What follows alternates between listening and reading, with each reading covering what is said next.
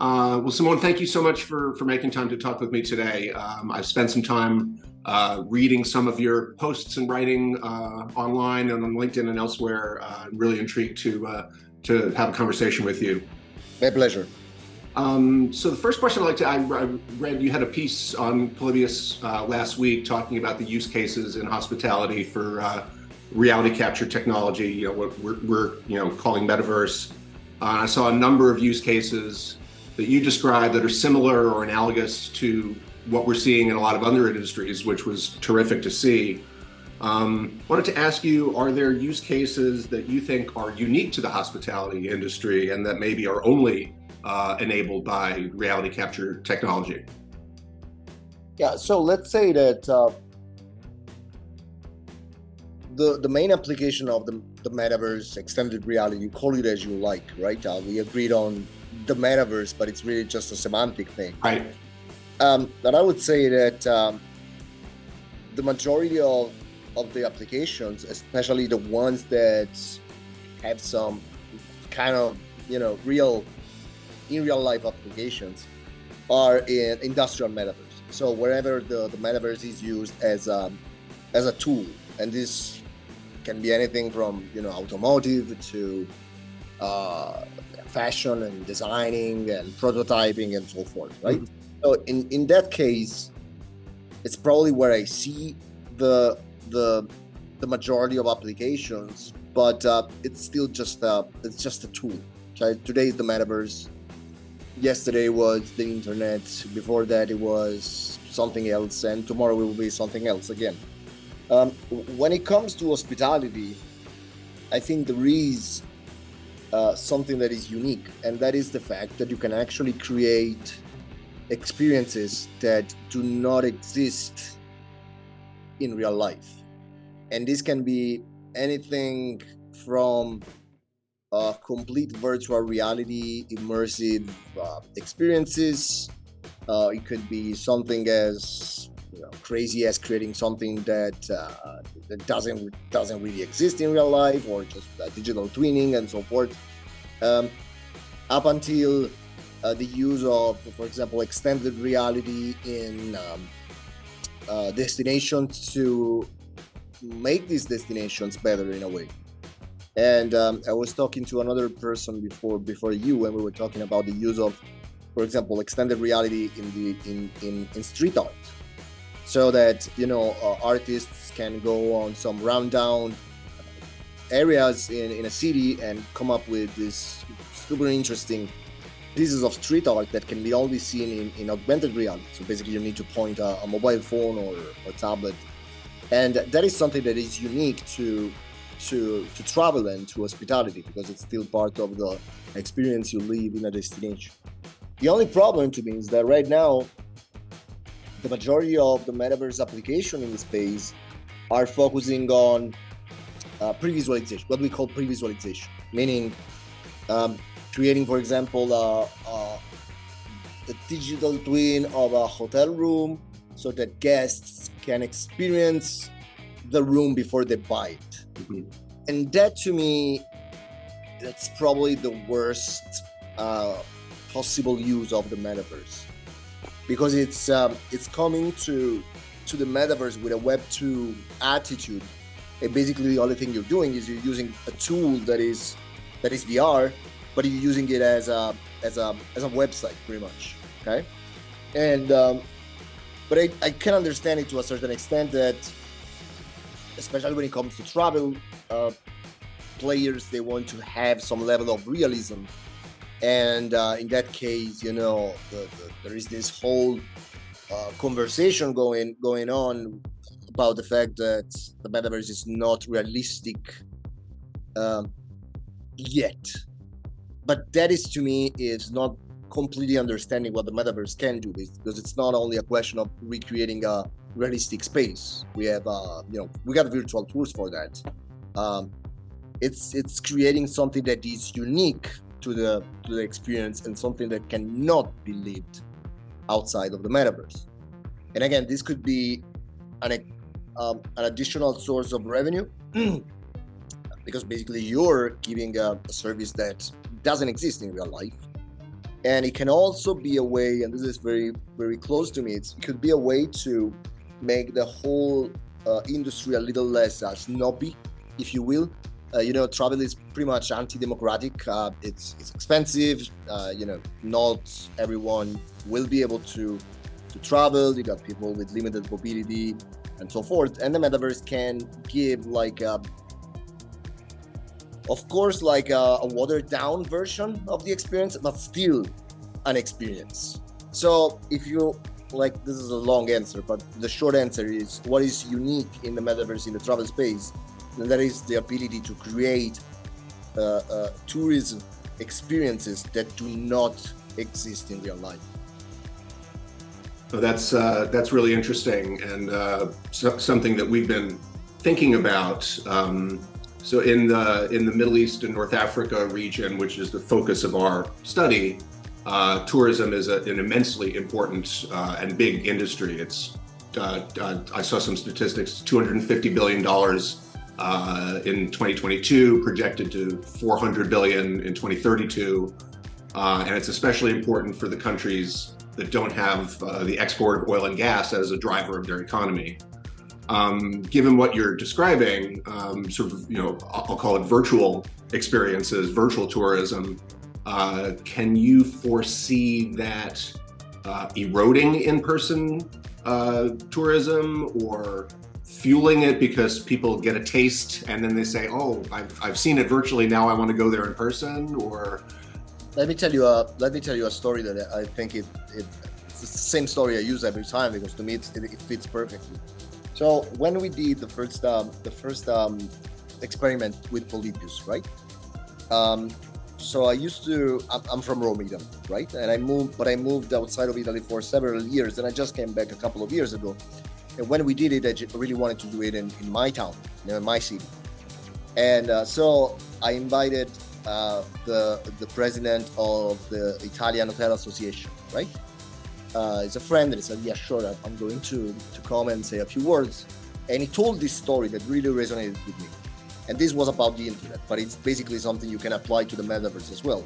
And he told me the story of the first email reservation that they saw. So he told me, look, when we saw this first email reservation, we opened a bottle of champagne because we knew this was about to open a complete new stream of revenue. But the hotel owner was very, very concerned, because he thought that from that moment on, people would have stopped traveling and preferred a more virtual experience, right? And of course, it didn't happen. The whole OTAs and e-commerce. It's been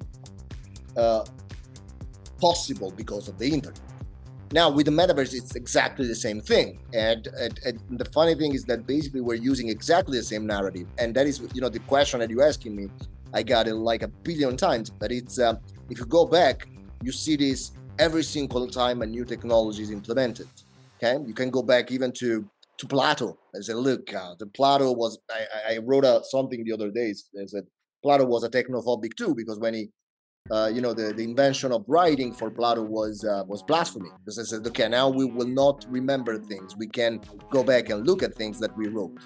So I'm not a big fan of the way this question is made. Actually, to be super honest, I'm not even a big fan of using the word virtual tourism. I think it's because it's to a certain extent, it's labeling it will only increase this dichotomy between the two, right? And I think at some point there will be travel. That's it. It will be different nuances of travel, but that will be travel. There is a book that I always quote, and that is from a philosopher called David Chalmers, American philosophers, and he wrote something that's not really about the metaverse. It's more about virtual reality, the reality in virtual reality, okay? The concept of reality in virtual reality. And he says, look, in a few years, the differences between augmented reality, mixed reality, and virtual reality, and in real reality will just be a question of semantics. It will be reality. And as for my kid, playing with a friend in real life and playing in Roblox with an avatar that is 1,000 miles away, it's exactly the same experience. So the labeling of the technologies is problematic to me, and this will come with time. I think we will lose it with time. Like now, like let's say you need to create a website for a client, right? You don't think about how the internet works. You don't care about that. You don't care about the cable going under the ocean because you take it for granted. And so I think that, and to be honest, like to be super clear, but I think I wrote it several times, I hate the term metaverse. That's possibly the worst possible brand we could come up with. But yeah, no, it will enhance it. Like, and I can even tell you from empirical evidence. I used to go through this VR. It's like a VR bus tour.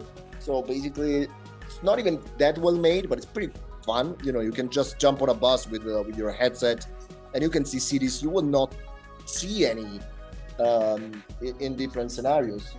And a lot of these cities are now on my bucket lists of places that I wanna see. Or like if I go somewhere, let me tell you, again, it's personal experience, but I think you can use that. Last year they called me to speak at an event in a town in the northern Italy that I'd never been to. And I said, you know what? I'm going. My wife was driving, and I had my headset on. So let me check if there is a virtual tour of this place. And I stayed in this virtual world for maybe half an hour. When I got there, I really knew that I wanted to see some things that I would not have seen without that virtual experience. When you see it like that, this is just the old travel agency paper catalog on steroids.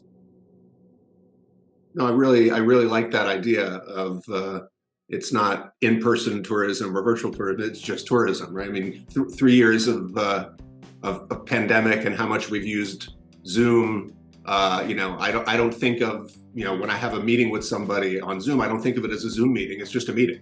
It's a similar idea. Exactly. But that is exactly the point. It is what we're doing now. Well, consider if we were doing this like 20 years ago, our perception would have been very different. For now, we don't even think about the underlying technology. It's an afterthought. And that is going to become the same thing.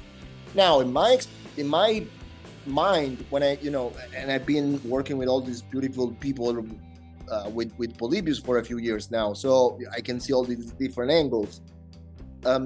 If you want my 2 cents, where we will see the best applications in the travel space will be augmented reality and mixed reality rather than virtual reality. Now, if we agree that this is still the metaverse, this is where you will see interesting things. Mm-hmm. Again, enhanced destinations, for example, that would be like a super interesting thing. But again, think about something else. I was reading the other day that they're closing down the Pyramid of Giza for renovation. Okay, and this is a long time due. At some point, years and years of like crazy tourists, just they're destroying these places, right? And it's a problem, like, because if you go there, you will not be able to see it. It would be a good idea maybe to come up with a digital twin, a virtual digital twin that maybe people can see for free, and then when the pyramid opens again, they can go back, and maybe they want to go back because they've seen it now. And so that's an interesting thing. And you can even think in terms of like a future dystopia, like I don't know if you heard about this guy, like 20 something, I think British guy, and he went into the Colosseum and he carved his name into the Colosseum. I don't know if you heard about that. And he took the genius took a selfie of himself, and he, when asked, when they say, okay, you're going to face consequences for this, he said, I didn't know it was old. And I think it could be like on a dystopian future, we could also have, you don't deserve to travel in real life. You probably need to educate yourself first and you travel in the metaverse. That could be like another great ethical way to use it. That's really interesting. I had not heard that. That's fascinating. I'll need to look that up. I also read the interview that you did with, is it the Shiji group? I don't know if I'm pronouncing that correctly. Yeah, Shiji. And one of the things you talked about in there was the idea of a DAO with different hospitality stakeholders using NFTs to let them decide how to run, I'm reading from your quote here, run a populous tourism destination like Venice or Amsterdam more efficiently. That's a fascinating idea to me. Can you elaborate on that? Like, what does that look like? How does that work? So you're familiar with the concept of DAO, right? To a degree, yeah. We're learning about it. I'm still learning. So when it comes, like to Web3 companies, that's pretty much a given. You know, you're creating a Web3 company. You're not going through the process of, the paper process. You just create a DAO. That's end of story. Now, the cool thing about it is that it's super democratic, and it's pretty much, because it's on the blockchain, it's immutable, and you cannot really get people deciding stuff in an anti-democratic way. Okay, let's put it like that. And to a certain extent, we trust DAOs because we don't trust people. That's it. The blockchain is great because it solves a problem that is completely human, and that is the lack of trust. And I always make the example of this. I don't remember the article exactly, but I think I spoke about Venice, and I said, Venice, we have a problem. We had over tourism for probably 20 years now. And now they came up with this crazy idea to put some like metal doors at the entrance of Venice, like in the freaking subway. And you understand that if you ever been to Venice, it's a magical place. Like I don't really like it, but it's interesting. There's nothing else in the world like that. And now thinking about the city with metal doors like a jail makes no sense at all. So again, it's how can you just come up with this crazy idea?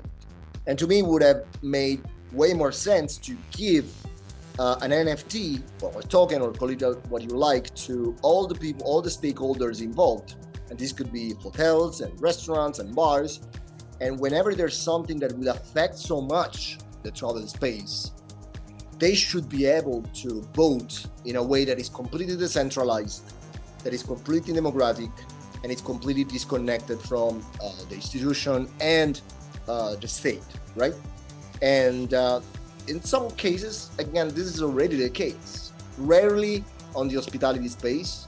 With the hospitality space is mainly with private groups like Citizen M. You're familiar with Citizen M, the group, hotel group? So it's an hotel group. It's pretty interesting hotel group, and they're launching a Metaverse project, and part of the project is creating a DAO. And the DAO, it works like that. So basically, guests can buy crypto art in the form of NFTs, and this crypto art will give them, first of all, the money coming from this crypto art will be used to create a digital twin in the Metaverse. I think it's on Sandbox, but you can look it up. And but second of all, this NFT will give you some utility token, meaning something that you can use in real life. And in this case, is you will be part of a DAO. So you can vote on some choices, business choices that the group will do and will take. So in this case, for example, Citizen M is building several new properties in real life. And what you can do if you're part of the DAO, you can vote for where would you like to see the next IRL hotel. And first of all, it's a very interesting concept. And second of all, this is how, especially people from the generation Alpha think. They're used to this bottom-up kind of approach. And I always say, like, even if you don't care about the virtual part of the extended reality part of the metaverse, if you're not looking at the decentralization of, in the case of DAO, decentralization of power, but it could be, in our industry, it could be the decentralization of loyalty programs, the decentralization of the room distribution and so forth. If you're not looking at that, in 10 years, when these kids that now are 8, 9, or 10 will have the power to travel for themselves, you will not be able to reach them. You will they're completely blind to everything we do now. That we see it like, try to get my kid with the Facebook ads. It's impossible. Okay, it thinks in a completely different way. So to me, the DAO could actually solve a problem destination-wise, especially when it comes to decisions that really affect the life of people and stakeholders in the destination. But on top of that, they can also be used to make company processes way more easy and less bureaucratic to a certain extent. That's fascinating. So the stakeholders I heard you talking about are, obviously the hotels, restaurants, bars, as you said, the guests themselves that you described in Citizen case. I'm guessing, tour companies, OTAs. Would the government be part of that as well, or they specifically not be part of that? That's a good question. So the government, the government should be.